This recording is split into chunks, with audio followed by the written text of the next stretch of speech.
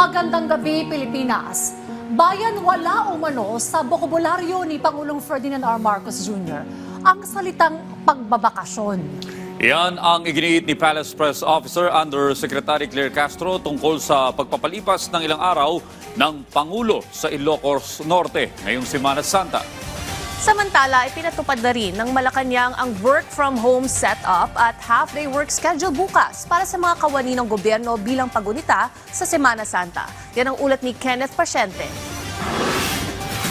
Sa Ilocos Norte, gugunitain ni Pangulong Ferdinand R. Marcos Jr. ang ilang araw ng Semana Santa. Sabi ng Pangulo, pansamantala siyang magtutungo sa kanyang probinsya para doon gunitain ang bahagi ng Kwaresma. Gayunman, tiniyak niya na babalik din siya sa Maynila bago matapos ang linggo.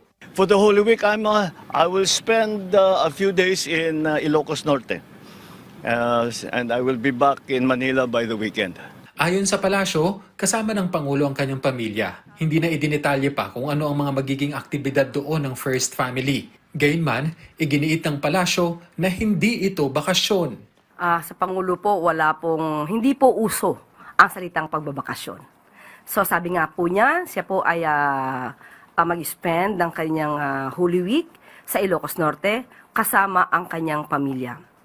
Walang pagbabakasyon dahil patuloy po ang ating Pangulo sa pagmomonitor at pagbibigay ng utos sa mga kailangan na gawin ng ating mga ahensya sa gobyerno. Una nang nagbigay ng mensahe ang Pangulo ngayong Kwaresma at hinikayat ang mga Pilipino na patatagin ang kanilang pananampalataya, magkaisa sa layunin at magsilbi ng may malasakit sa kapwa. Hinikayat din niya ang lahat na maglaan ng oras para sa pahinga, pananalangin at pagninilay-nilay ngayong Semana Santa. Samantala sa bisa ng Memorandum Circular No. 116, inanunsyo ng Malacanang na magpapatupad ng work-from-home setup sa mga empleyado ng gobyerno mula alas 8 ng umaga hanggang alas 12 ng tanghali bukas, April 1. Layunin nito na bigyan ng sapat na oras ang mga kawani ng gobyerno at ang publiko na makapaghanda at makapag-ukol ng panahon sa paggunita ng mga tradisyon at pananampalataya kaugnay ng Holy Week. Simula alas 12 ng tanghali, suspendido na ang pasok sa mga tanggapan ng gobyerno.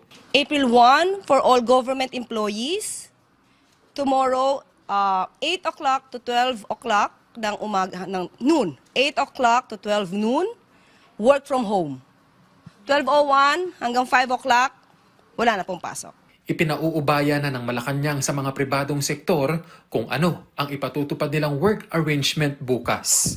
Kenneth Pasyente para sa Pambansang TV sa Bagong Pilipinas.